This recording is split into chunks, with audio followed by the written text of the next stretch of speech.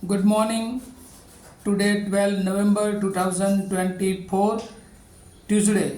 Wisdom of word of God morning ડિવોશનમાં આપ સર્વનો આવકાર કરવામાં આવે છે અને પ્રેમી સલામ પાઠવવામાં આવે છે. આજે સવારે આપણે પ્રભુના વચનોમાંથી નીતિવચનોનું પુસ્તક અને એનો 10મો અધ્યાય અને એની પહેલી કલમ પર પ્રભુનું ટૂંકું મનન કરવા માગીએ છીએ. અત્યાર સુધી જે આપણે 8મો અને 9મો અધ્યાય જે નીતિવચનનો પુસ્તકનો અભ્યાસ કર્યો હતો અને એમાંથી ખાસ કરીને વેલ્યુ ઓફ વિઝડમ કે જે જ્ઞાનનું મહત્ત્વ શું છે અને એ સંબંધી કેટલીક બાબતો આપણે જોઈ હતી. અને હવે પ્રોવર્બ્સ ચેપ્ટર 10 to 22 અને એ જે 10 થી 22 જે ચેપ્ટર્સ છે, જે અધ્યાયો છે, એમાં એ જે અધ્યાયો છે એ સુલેમાનના નીતિવચનો તરીકે જોવા મળે છે. The first collection of Solomon proverbs તરીકે આપણે એને ઓળખવામાં આવે છે. અને એટલે સોલોમોનિક પ્રોવર્બ્સ આ બે ભાગમાં જોવા મળે છે. આ ફર્સ્ટ કલેક્શન છે અને ત્યારબાદ 25 થી 29મી કલમ સુધી a second part of collection of Solomonic proverbs તરીકે આપણે જોઈએ છે. હવે ખાસ કરીને જો સુલેમાન સંબંધી આપણે જોઈએ તો એ સુલેમાન જે પ્રાચીન પૂર્વના જે દેશો છે એમાં સુલેમાન એવો એ માણસ ગણવામાં, એવો જ્ઞાની માણસ ગણવામાં આવતો હતો કે તેણે 3000 જેટલા પ્રોવર્બ્સ નીતિવચનો એ લખ્યા અને એમાં 100 જેટલા નીતિવચનો એ આ નીતિવચનના પુસ્તકમાં સમાવવામાં આવ્યા છે. ત્યારબાદ એણે લગભગ 105 જેટલા ગીતો લખ્યા અને એમાંથી 2 ગીતો, ગીતશાસ્ત્ર 72 and 1 to 7, એ 2 ગીતો એ ગીતશાસ્ત્રમાં એ બાઇબલમાં સમાવવામાં આવ્યા છે. અને ખાસ કરીને ઇઝરાયલને એક ખ્યાતિ અપાવનાર એક જ્ઞાની માણસ એ સુલેમાન હતો. એટલા માટે એ સુલેમાનને આ નીતિવચનોના લેખક તરીકે પણ આપણે જોઈએ છીએ. અને આ જે બધા જ જે સુલેમાનના જે નીતિવચનો છે, સેઇંગ્સ છે, એ BC 1000 થી 6 BC સુધી એ લખાયેલા જોવા મળે છે. અને ત્યારબાદ જાણે કે આખું નીતિવચનોના પુસ્તકનું ફાઇનલ કમ્પોઝિશન થયું હશે અને કમ્પોઝિટ થયા પછી એ આ પુસ્તક રૂપે અસ્તિત્વમાં આવ્યું. અને આજે સવારે જે આપણે જોવા માંગીએ છીએ નીતિવચન અને એનો 10મો અધ્યાય, એની પહેલી કલમ, પ્રોવર્બ્સ ચેપ્ટર 10 verse 1. અને પ્રભુનું વચન આપણને આ પ્રમાણે કહે છે, જ્ઞાની દીકરો પોતાના બાપને હર્ષ ઉપજાવે છે, પણ મૂર્ખ દીકરો પોતાની માને ભારરૂપ છે. અને આ જે વચનો જે છે 10મો અધ્યાય અને 22મા અધ્યાય સુધી બધા વચનો જાણે કે ઇન્ડિવિજ્યુઅલ એ નીતિવચનો જોવા મળે છે. અને ઇન્ડિપેન્ડન્ટ તરીકે એ ખાસ કરીને રાઇટ અને રોંગ એક્શન, એટલે સાચી અને ખોટી એ વર્તણૂક એ સંબંધી આપણને શિક્ષણ આપે છે. અને આજનું જે વચન છે એ વિઝડમ, એ જ્ઞાન, એ નીતિવચન, એ ઇટ્સ અફેક્ટ ઓન અધર્સ. જ્યારે આપણે જ્ઞાની હોઈએ છીએ, આપણામાં ઈશ્વરનું જ્ઞાન હોય છે, આપણા જીવનોમાં ઈશ્વરની બીક હોય છે, ત્યારે એ જ્ઞાન એ બીજાઓને અસર કરે છે. અને અહીંયા પેરેન્ટ્સ કે જે માતા પિતાઓ છે એને જો એના દીકરાની પાસે સાચું જ્ઞાન છે, જ્ઞાનની ઓળખ છે, તો એ એના મા બાપને પણ અસર કરે છે. અને અહીંયા જે આપણે નીતિવચનના પુસ્તકમાં લખ્યું છે એ પ્રમાણે કે જ્ઞાની દીકરો પોતાના બાપને હર્ષ ઉપજાવે છે.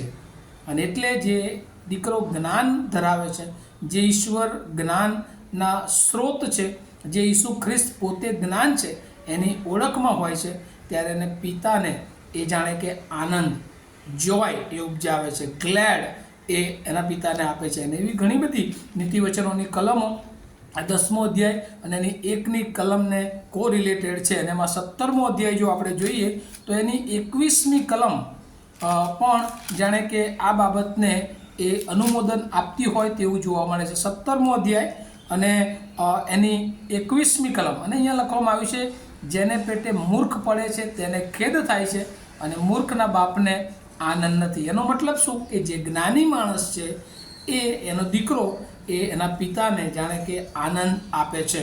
અને આ વાત ત્યાં પણ નોંધવામાં આવી છે. ત્યાર પછી 21મો અધ્યાય અને એની 25મી કલમમાં પણ લખ્યું છે, મૂર્ખ દીકરો પોતાના બાપને ખેદરૂપ છે, તે પોતાની જનતાને દુઃખરૂપ છે. પણ બીજી તરફ એનો ઓપોઝિટ જોઈએ તો જે જ્ઞાની દીકરો છે એ પોતાના મા બાપને એ આનંદ આપે છે. ત્યાર પછી આપણે એનો 23મો અધ્યાય નીતિવચનનો અને એની 24 અને 25 કલમ જો આપણે વાંચીએ તો ત્યાં પણ લખ્યું છે, નેકીવાન દીકરાનો બાપ ઘણો હરખાશે. અને એટલે જ્ઞાની હોવું એનો મતલબ શું? રાઇચિયસ, નેકીવાન, પ્રમાણિક હોય એ દીકરો પોતાના બાપને એ આનંદ ઉપજાવે છે. અને જે છોકરાઓ સાણો છોકરો હશે તે તેના જન્મ દેનારને આનંદ આપશે. અને એટલે એનામાં ન્યાય પણ હોય છે, જ્ઞાન હોવું એટલે, અને એનામાં સાણ પણ હોય છે, એનામાં બુદ્ધિ હોય છે, એનામાં સમજ શક્તિ હોય છે. એ દીકરો એ પોતાના પિતાને આનંદ આપે છે. અને ત્યાર પછી આપણે જોઈએ તો નીતિવચનનો 28મો અધ્યાય અને એની 7મી કલમમાં પણ પ્રભુનું વચન કહે છે, જે દીકરો નિયમ પાડે છે તે ડાયો છે, પણ ખાઉધરા માણસને સોબતી પોતાના બાપની ફજેતી કરે છે. અને એટલે જ્ઞાની હોવું એટલે રાઇચિયસ, પ્રામાણિક, ખાસ કરીને સાણો, અને અહીંયા લખ્યું છે તે નિયમ પાડે છે. દેવના વચનોને તે પાડનારો દીકરો છે અને એ આનંદ ઉપજાવે છે. અને છેલ્લી 29મી અધ્યાય અને એની 3જી કલમમાં કહે છે, જે કોઈ જ્ઞાન ચાહે છે તે પોતાના બાપને આનંદ આપે છે. અને એટલે જો જ્ઞાનની અપેક્ષા જે રાખે છે એ પોતાના મા બાપને એ આનંદ આપે છે. અને જે દીકરાઓ પોતાના મા બાપને આનંદ આપે છે એને ઈશ્વર જ્ઞાન આપે છે. અને એટલે અહીંયા બે બાબતો પેરેલલ જોવા મળે છે, એક જ્ઞાની દીકરો અને બીજો મૂર્ખ કે જે પોતાના મા બાપને સોરો અથવા દુઃખ એ ઉપજાવે છે. અને એટલે આ આખી કલમમાં એ જ્ઞાન એ એક્શન તરીકે સાચું અને ખોટું બે પ્રવૃત્તિઓ તરફ એ દોરી જાય છે. અને વ્યક્તિગત રીતે જે માણસો એ ઈશ્વરના જ્ઞાનને એ સંપાદન કરે છે દીકરા તરીકે, એના બાપને એ આનંદ ઉપજાવે છે. બે બાપની વાત અહીંયા નોંધવામાં આવી છે. એક તો એના આત્મિક પિતા જે ઈશ્વર છે એને આનંદ ઉપજાવે છે એના નિયમ દ્વારા પાડીને, એના કાર્યો કરીને, એની પ્રમાણિકતાથી. અને ત્યારબાદ પૃથ્વી પરના માતા પિતાને પણ તે આનંદ અને પ્રતિષ્ઠા અપાવે છે. એટલે આ એક કલમમાં ફાધર, મધર એન્ડ વાઇસ સન વિશે નોંધવામાં આવ્યું છે.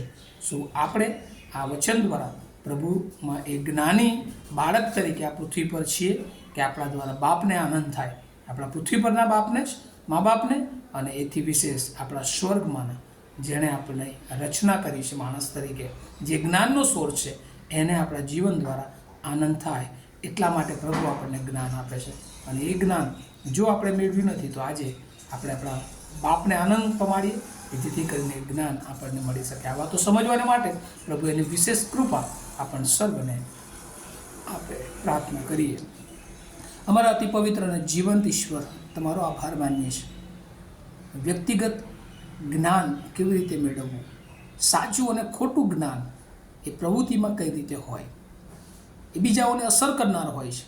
અને પ્રભુ આજે અમે દીકરો જે જ્ઞાની હોય, જે ન્યાયી હોય, જે પ્રમાણિક હોય, જે નિયમો પાડનાર હોય, અને એ દીકરો પોતાના બાપને આનંદ પમાડે છે, પૃથ્વી પરના મા બાપને અને એથી વિશેષ સ્વર્ગમાંના એ પિતાને આનંદ પમાડે છે.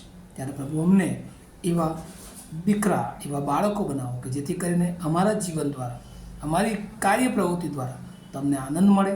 અને પ્રભુ આખરે અમે તમારી પાસે તમારા આજ્ઞાંકિત બાળકો તરીકે તમે અમને લેવા આવો ત્યારે ફરી એ સ્વર્ગીય ઘરમાં અમે એન્ટર થઈએ એવી કૃપા માગતા મારી પ્રાર્થના ઈસુ પ્રભુના નામમાં સાંભળો અને તેનો સ્વીકાર કરો.